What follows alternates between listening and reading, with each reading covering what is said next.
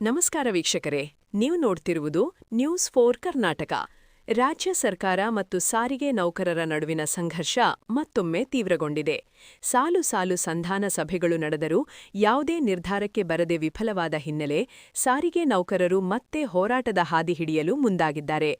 ವಿಧಾನಸಭಾ ಅಧಿವೇಶನ ಮುಗಿದ ತಕ್ಷಣ ಸರ್ಕಾರವನ್ನು ಒತ್ತಡಕ್ಕೆ ಒಳಪಡಿಸುವ ಉದ್ದೇಶದಿಂದ ಸಾರಿಗೆ ನೌಕರರ ಸಂಘಟನೆಗಳು ಹೊಸ ಪ್ರತಿಭಟನೆ ರೂಪುರೇಷೆಗಳನ್ನು ಸಿದ್ಧಪಡಿಸುತ್ತಿವೆ. ಈ ಹಿನ್ನೆಲೆ ನಾಳೆಯಿಂದಲೇ ಮತ್ತೆ ಮುಷ್ಕರದ ತಯಾರಿ ಆರಂಭವಾಗಲಿದೆ ಎಂಬ ಮಾಹಿತಿ ಲಭ್ಯವಾಗಿದೆ. ಮುಷ್ಕರದ ಕುರಿತು ಸಾರಿಗೆ ಸಂಘಟನೆಗಳು ಈಗಾಗಲೇ ಸಂಪೂರ್ಣವಾಗಿ ಸಕ್ರಿಯಗೊಂಡಿವೆ. ಸೋಮವಾರದಿಂದಲೇ ನಿಗಮಗಳ ಎಲ್ಲಾ ಡಿಪೋಗಳಿಗೆ ತೆರಳಿ ನೌಕರರಿಗೆ ಸರ್ಕಾರದ ಇತ್ತೀಚಿನ ನಿರ್ಧಾರಗಳು ಮತ್ತು ಸಂಧಾನ ವಿಫಲವಾದ ವಿಚಾರವನ್ನು ನೇರವಾಗಿ ತಿಳಿಸುವ ಕಾರ್ಯಯೋಜನೆ ರೂಪಿಸಲಾಗಿದೆ. ಅಧಿವೇಶನ ಮುಗಿಯುತ್ತಿದ್ದಂತೆ ಅಧಿಕೃತವಾಗಿ ಮುಷ್ಕರ ಘೋಷಣೆ ಮಾಡುವ ಬಗ್ಗೆ ಸಂಘಟನೆಗಳು ಆಂತರಿಕ ಚರ್ಚೆ ನಡೆಸಿವೆ. ಸರ್ಕಾರದ ವಿರುದ್ಧ ಹಂತ-ಹಂತವಾಗಿ ಪ್ರತಿಭಟನೆ ನಡೆಸುವ ಮೂಲಕ ಒತ್ತಡ ಹೆಚ್ಚಿಸಲು ಸಾರಿಗೆ ನೌಕರರು ಸಜ್ಜಾಗಿದ್ದಾರೆ. ನಿಗಮಗಳ ಆರ್ಥಿಕ ಸ್ಥಿತಿಯನ್ನು ಕಾರಣವಾಗಿ ಮುಂದಿಟ್ಟು ಸರ್ಕಾರ ವೇತನ ಹೆಚ್ಚಳಕ್ಕೆ ಹಿಂದೇಟು ಹಾಕುತ್ತಿರುವುದಕ್ಕೆ ನೌಕರರು ತೀವ್ರ ಅಸಮಾಧಾನ ವ್ಯಕ್ತಪಡಿಸಿದ್ದಾರೆ. ಕಳೆದ 2 ವರ್ಷಗಳಿಂದ ವೇತನ ಹೆಚ್ಚಳಕ್ಕಾಗಿ ಹೋರಾಟ ನಡೆಸುತ್ತಿದ್ದರೂ ಸರ್ಕಾರದಿಂದ ಯಾವುದೇ ಸ್ಪಷ್ಟ ನಿರ್ಧಾರ ಹೊರಬಂದಿಲ್ಲ.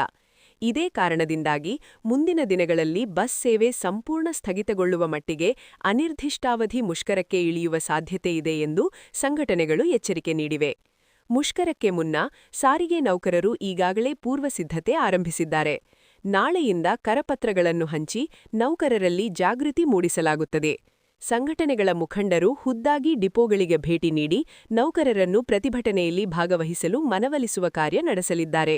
ಡಿಪೋ ಮಟ್ಟದಲ್ಲೇ ಪ್ರತಿಭಟನೆಗೆ ಸಜ್ಜಾಗುವಂತೆ ಸೂಚನೆ ನೀಡಲಾಗಿದ್ದು, ಯಾವುದೇ ಸಮಯದಲ್ಲಾದರೂ ಮುಷ್ಕರಕ್ಕೆ ಕರೆ ಬರುವ ಸಾಧ್ಯತೆಯಿದೆ ಎಂಬಂತೆ ನೌಕರರನ್ನು ಮಾನಸಿಕವಾಗಿ ಸಿದ್ಧಪಡಿಸಲಾಗುತ್ತಿದೆ. ಅನಿರ್ದಿಷ್ಟಾವಧಿ ಮುಷ್ಕರದ ಮೂಲಕ ಸರ್ಕಾರವನ್ನು ಮಾತುಕತೆಗೆ ಕಡ್ಡಾಯವಾಗಿ ಕರೆತರಲು ಪ್ರಯತ್ನಿಸಲಾಗುತ್ತಿದೆ. ಇನ್ನು ಸಾರಿಗೆ ನೌಕರರ ಪ್ರಮುಖ ಬೇಡಿಕೆಗಳತ್ತ ಗಮನಹರಿಸಿದರೆ 38 ತಿಂಗಳ ಬಾಕಿ ವೇತನವನ್ನು ತಕ್ಷಣ ಬಿಡುಗಡೆ ಮಾಡಬೇಕು ಎಂಬುದು ಮೊದಲ ಬೇಡಿಕೆಯಾಗಿದೆ.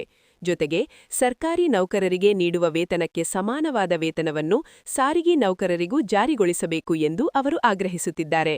ಕಾರ್ಮಿಕರ ಮೇಲೆ ನಡೆಯುತ್ತಿರುವ ಕಿರುಕುಳವನ್ನು ನಿಲ್ಲಿಸಬೇಕು ಮತ್ತು ಜನವರಿ 1, 2024ರಿಂದಲೇ ವೇತನ ಪರಿಷ್ಕರಣೆ ಜಾರಿಗೊಳಿಸಬೇಕು ಎಂಬುದು ಅವರ ಸ್ಪಷ್ಟ ಬೇಡಿಕೆಯಾಗಿದೆ. ಸಾರಿಗೆ ನೌಕರರ ಮುಷ್ಕರ, ಸರ್ಕಾರದ ಪ್ರತಿಕ್ರಿಯೆ ಮತ್ತು ಮುಂದಿನ ದಿನಗಳಲ್ಲಿ ಬಸ್ ಸೇವೆ ಮೇಲೆ ಬೀರುವ ಪರಿಣಾಮಗಳ ಕುರಿತು ಎಲ್ಲಾ ಅಧಿಕೃತ ಹಾಗೂ ನಿಖರ ಮಾಹಿತಿಗಾಗಿ ನ್ಯೂಸ್4 ಕರ್ನಾಟಕ ಚಾನೆಲ್ ಅನ್ನು ಸಬ್ಸ್ಕ್ರೈಬ್ ಮಾಡಿ. ವಿಡಿಯೋಗೆ ಲೈಕ್ ಮಾಡಿ ಹಾಗೂ ನಿಮ್ಮ ಅಭಿಪ್ರಾಯವನ್ನು ಕಾಮೆಂಟ್ನಲ್ಲಿ ತಿಳಿಸಿ. ಧನ್ಯವಾದಗಳು.